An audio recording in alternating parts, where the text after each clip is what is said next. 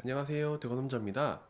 이번 영상에서는 기업 설명에 대한 이야기를 해볼까 합니다.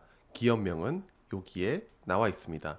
대구남자 기업 레이더라는 이름으로 외국인이 사는 이 종목에 대해서 한번 살펴볼까 합니다. 그러면 시작해 보겠습니다.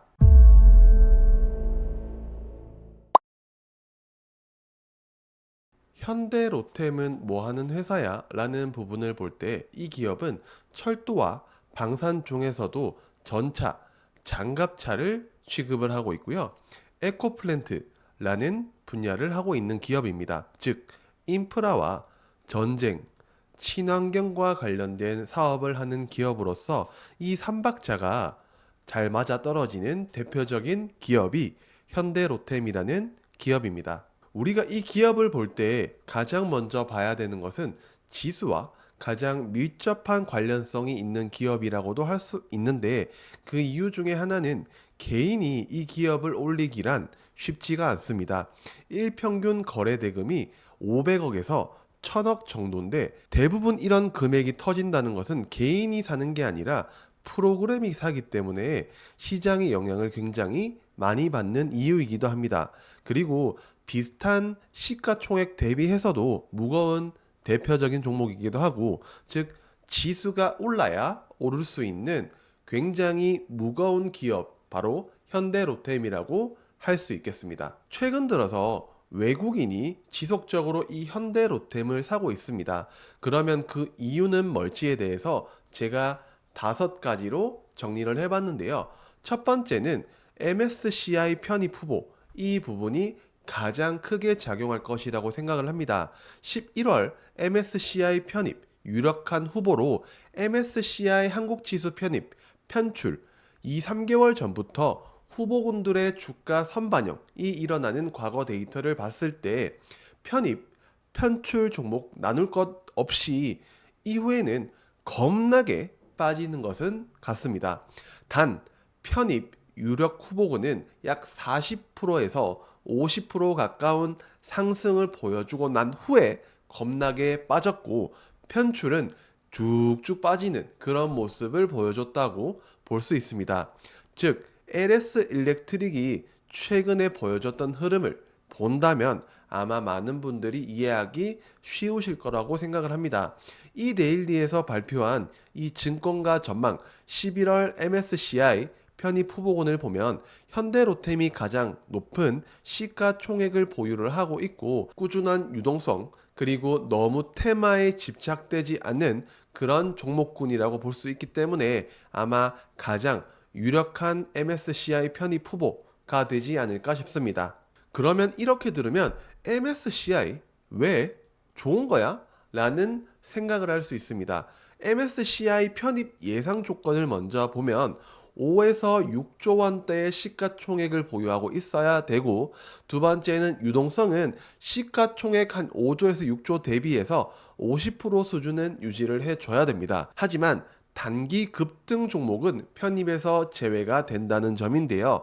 거래 대금이 말라있는 지금 한국 시장과 같은 곳에서는 굉장히 큰 힘이 될 수 있는 부분이라고 생각을 합니다. 즉 유동성, 패시브 자금이 수천억 원 유입이 되기 때문에 추가 상승에 대한 가능성이 높고, 단 세로는 99.9% 나온다는 것을 명심하셨으면 좋겠습니다. 두 번째는 우크라이나가 넥스트 폴란드가 될까라는 부분인데요. 러시아의 푸틴이랑 친한 이 메드베데프 형아가 폴란드까지 완충지대를 확대하겠다는 언급을 했는데요. 러시아 푸틴 대통령의 측근으로 이 메드베데프 부의장은 우크라이나 국경 완충지대라는 뜻은 러시아 보호를 위해서 총알바지할 지역으로 폴란드까지 생각을 하고 있다로 해석해 볼 수 있습니다.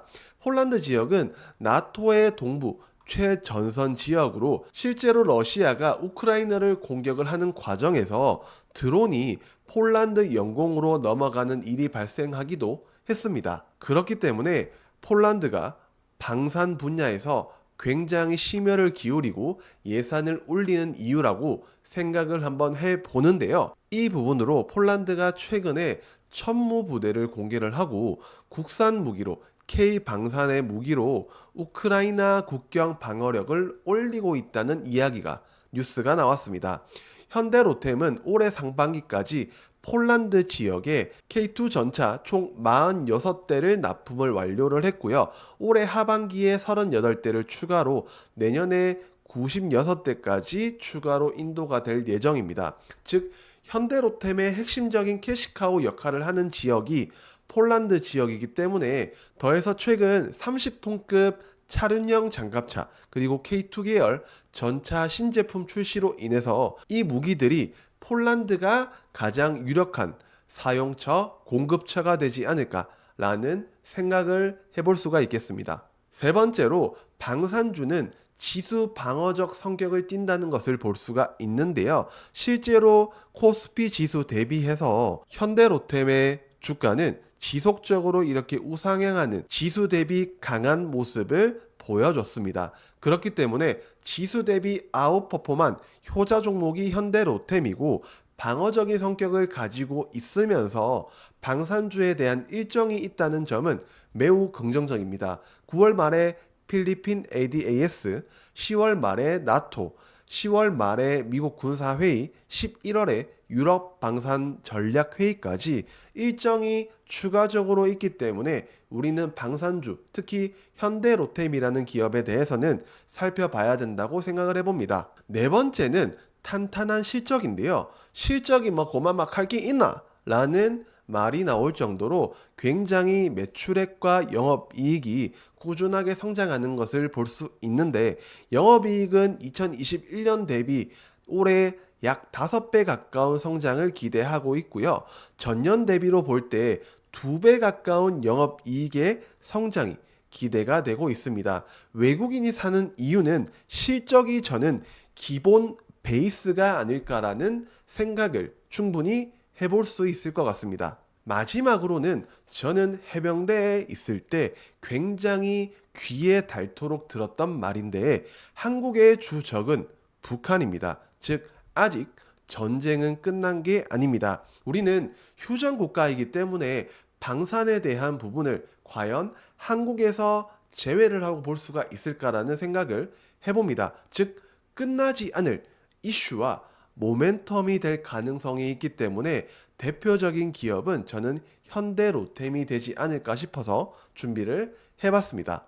정말 마지막 찐막으로 현대로템의 차트 위치를 보면 꾸준하게 우상향하고 있는 모습을 보여주고 있는데 일봉상 정배열은 깨졌습니다. 하지만 이 차트를 주봉이나 월봉으로 볼 때는 아직 정배열이 깨지지 않은 상황인데요.